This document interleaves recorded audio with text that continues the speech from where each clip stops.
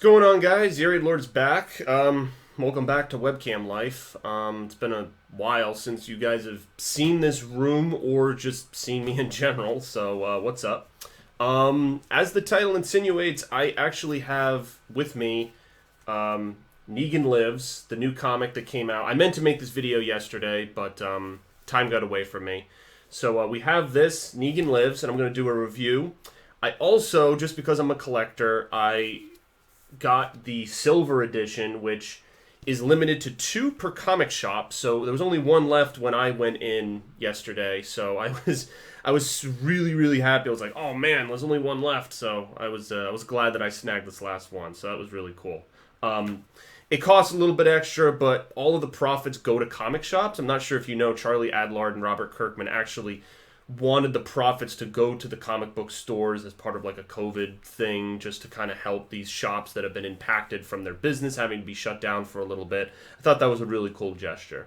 So basically, I'm just going to do a review and some thoughts that I had based on how this ends and like if we could see any continuation of anything in terms of Walking Dead comic stuff. I won't read the whole thing to you guys, but I'll just kind of give you like an overview, because I don't believe someone could probably repost this in digital, but it's not a digital release. It's only meant to be physical. So I really love this. It's almost like he's addressing the audience. He says, "Did you fucks think I wouldn't come back? I hate to reveal my plans ahead of time. I prefer to keep people guessing, but you should know I'll probably keep coming back until every last one of you sorry fucks is gone. I don't exactly expect you to take that as good news, but it is what it is." And then in the next page, he's pointing at flowers, and he basically collects this giant bouquet of flowers for himself, and just mundane activities extrapolated by Negan's colorful language. It's really funny. So you see just how lonely, and I almost felt bad. I mean, he's just in this issue, like he's just super lonely. He goes back to where he buried the baseball bat Lucille, and he puts the flowers there, and he has some words that are they're very cathartic. Just the whole kind of speech that he gives, the eulogy, I guess would be the better terminology for it, because he's speaking to the grave. He's also speaking to not only the baseball bat, but obviously his wife Lucille that passed when the whole apocalypse started in the first place. And he just talks about some things here. He talks about like being an atheist, and he's not sure if she'll be there on the other side. And he talks about he hates being alone. And he's scared. Sometimes he's scared of dying, but at the other time, like he just kind of prefers that it would just happen because like not much is happening with his life in general. And he also says, he's like, why can't I just end it all? But like there's something keeping him going, and he talks about this, and then he yells that he's kind of going insane by talking to a dead baseball bat. You see his living quarters, which is just some food and a bed in the right hand corner. I like how they structured that. And then all of a sudden, we get this girl, a new character, this girl whose name is Lucy. And it looks like she just came out of a bar. She's got this tattoo on her left shoulder, this skirt, short, with these boots. And you compare that to the scraggly look of Negan with the beard and the hair that's kind of unkempt. And so she asks if she can have some food, and they sit by this campfire, and they're having a rabbit. And this made me laugh, and I don't even know if it was intentional. This line right here, where she asks, "This is really good. What is it?" And it's just the face that he makes. Look at the face. You see the face right there, where my finger is? He's just like, "It's rabbit," and it's just. The face looks so goofy, and it's just a one-word answer. She's like, "What is this? This is really good." And he's like, "Rabbit." Like it's like he just gets super intense for like no reason to describe what they're eating. It was a funny one-off, and I mean Negan does that with all his lines. That's why I'm just happy that we had this to begin with. And then they talk a little bit about their lives. And then the Lucy girl starts to she starts to, like, pull this flirtatious routine. And Negan gets really weirded out. He's like, you're young. She's calling him handsome. And then he gets up and calls bullshit. And then he basically smells a rat. I mean, he's been around the game long enough. He used to be the leader of the Saviors. And he's like, no way, no fucking way. I don't buy that shit for a minute. Lucy's denying it. And then all of a sudden we have these two guys that look like soldiers here. One of them is Derek. I don't know if there's another name here. But one of them just strangles them with a rope. And it's interesting, Negan says, I'm barely fighting back and you can't get this done, fuck you. Basically, like, Negan's just, like, welcoming it. He's like, well, if this is how my ticket's going to be punched, like, whatever. I mean, he was welcoming this at the beginning of this issue and to start with. So, they hand him a shovel and they tell him to basically dig his grave. And so they're saying, we don't want to use our guns, best not to draw attention, but I will shoot you in the fucking stomach and watch the most painful death. And then Negan's basically describing to himself, like, what's in the grave. Because these marauders are like, what's in the grave? And he's like, it's a baseball bat. This one says, that's the stupidest shit I've ever heard. As soon as he says that, all shit breaks loose. These walkers come out of nowhere. And they attack Negan. Well, no, they don't attack Negan. They attack the Marauders, and one of them gets bit. In the commotion, Negan takes down one of the walkers, but then he also smacks the Marauder with the shovel. And this was a pretty gory line, where he says, now you have a fucking shovel in your motherfucking heart, motherfucker. You stupid motherfucker. You should have just shot me while you had the fucking chance. So now he's, like, slicing this guy in half with a shovel, and it's very Lucille-esque when he smashed Glenn/Abraham with the baseball bat. Like, this is a very gory, intense scene, but they attacked him. This is self-defense, and so he it's funny. Yeah, Lucy's freaking out, and he's like, I'm trying to see if I can cut your friend in half with this shovel. Besides, this prick was going to kill you, wasn't he? Yeah, because at one point he threatens Lucy because she's kind of... she was vying for Negan's life. She's like, nah, this one's different. Don't kill him. She kind of was kind of growing fond of him in the short time that they spent around a fire having a rabbit. So the Marauders are dead. And then Negan brings up this interesting prospect, which I didn't think about. He says, Lucille is still out there, probably a fucking skeleton by now, just lying out in the open floor of the hospital room where I left her.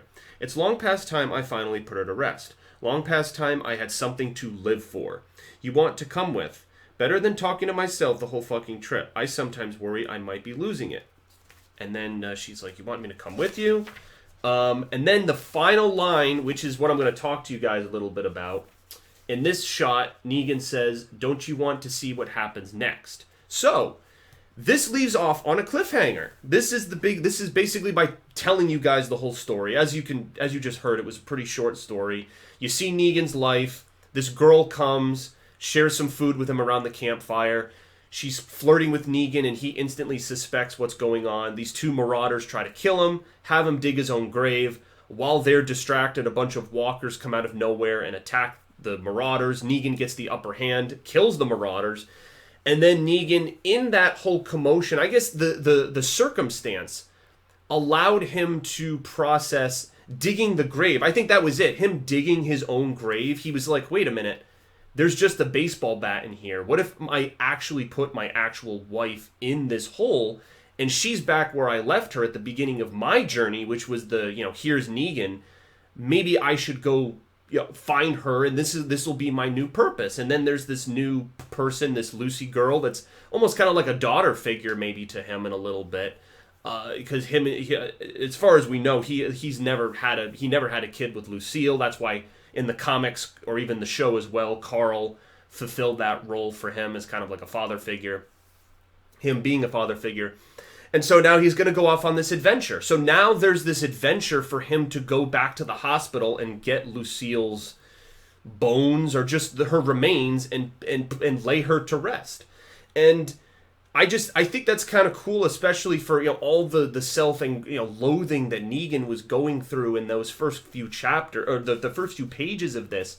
You see, look at the I like this. You have the contrast, like it's confident Negan with the jacket and the blood on his face, and then you turn it over and you get really sad, gloomy, depressed Negan. I was like, it's the two faces. It's like the two faces of Negan. It's the two sides to him. Because we got to know the cocky, swagger, baseball bat wielding guy, the badass leader of the Saviors, when we first were getting to know him as a villain. But then we kind of peeled back the layers, and it's like there was more complex to this guy. He lost someone very important to him, and all of his decisions came off of that loss. And so I think it was very interesting.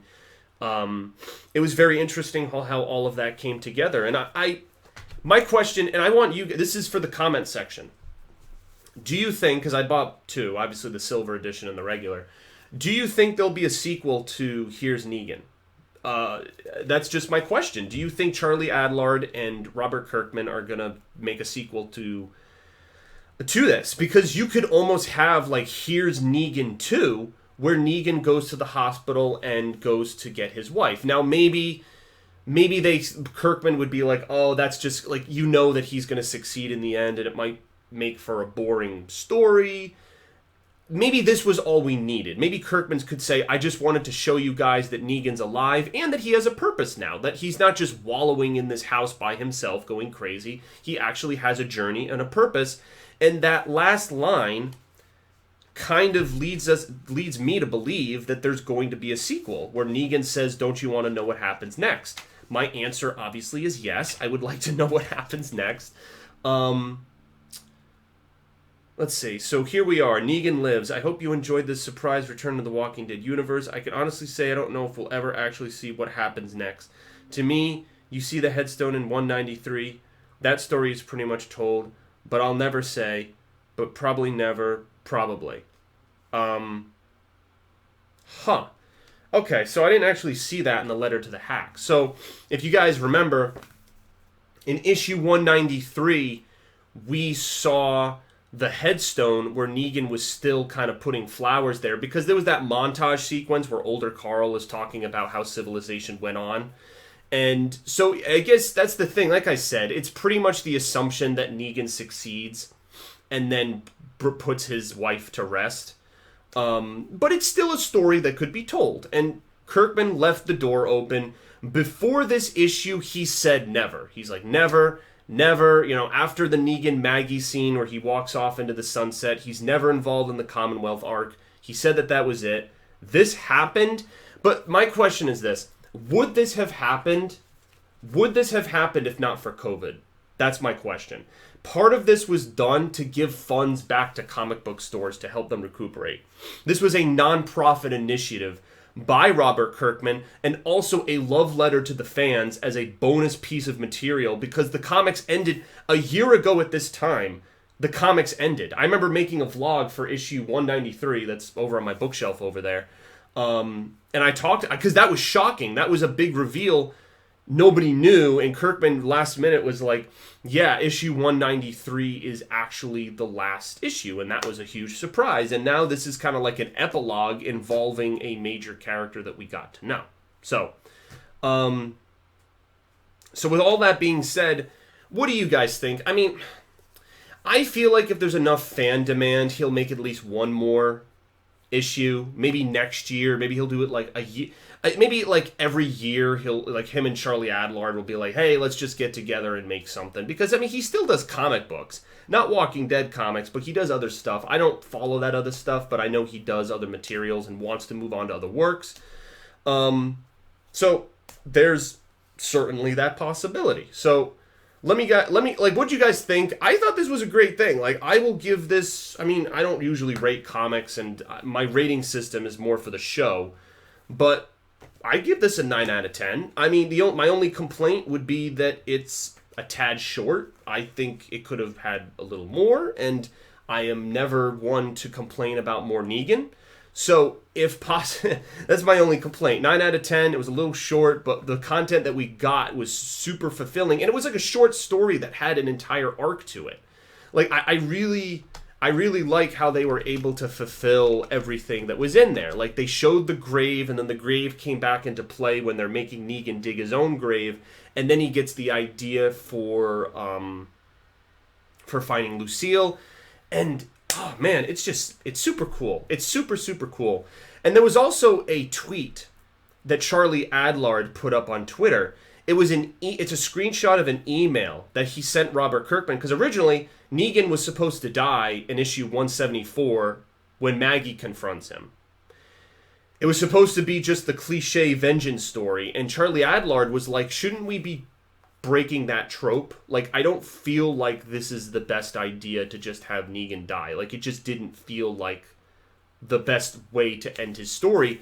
And Charlie Adlard fought for Negan. I mean, part of the reason he's alive and that, Negan lives is this is basically Charlie Adlard's doing. So that's just cool, and the issue is a celebration, obviously, the companionship of Adlard and Kirkman and the work that they both poured into these comics over the years, and yeah, it's a great thing. It's a great thing. So I really liked it, and I hope they can do more stuff like this. It's great to just talk about Walking Dead content. I mean, it's been so long since I've talked about anything that's new. The only other vlog I was thinking of making for you guys is just the fact that they're going to have virtual San Diego Comic-Con panels, and there's going to be a panel for The Walking Dead, but really all they can talk about is the season 10 finale. I imagine they're storyboarding season 11, but I don't know what phase this, that, or whatever, Georgia or California, I don't know. I don't follow the news enough to know the specifics of when they can return to filming or when season 10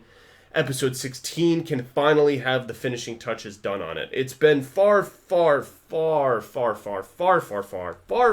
long that I've been waiting. I've been waiting since the beginning of April, and now it's the beginning of June. I mean, this has been a solid 3-4 months of just no Walking Dead content, and I've been trying to fill in the gaps for you guys here and there to have stuff to kind of suck on, but it's just been... It's been tough. It's been really tough. So I'm just gonna, but anytime I'm able to do cool stuff like this and celebrate something Walking Dead related, I mean, I'm gonna do it. So this was really cool. Glad I got the silver edition as well. Sorry, I'm looking for a place to put this over here. Just, on my bookshelf. All right, so that's it. Thank you guys. And I might make like one update kind of vlog talking about what these panels might be about. Then maybe I'll do like a review of the panel. Like, did they discuss anything of significance? If so, I'll discuss it. But I mean, again, I'm just starved for content. I mean, it's been the Walking Dead Twitter has put up nothing substantial.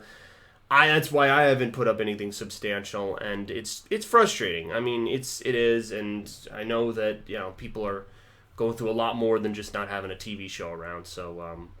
But hopefully, eventually, we'll get to that. So, I look forward to the day when I can finally sit back, lounge back, and do a good old Walking Dead reaction with you guys. It's been too long. It's been too long. I really look forward to it. And I want to know what the Commonwealth looks like, because I know that they're going to tease the super soldiers from the Commonwealth. I want to see what they look like live action, and it's taking freaking forever for me to finally see it. But hopefully, with a little more waiting and patience, we can finally just see this eventually, hopefully. Okay, that's it. Thanks, guys. Peace.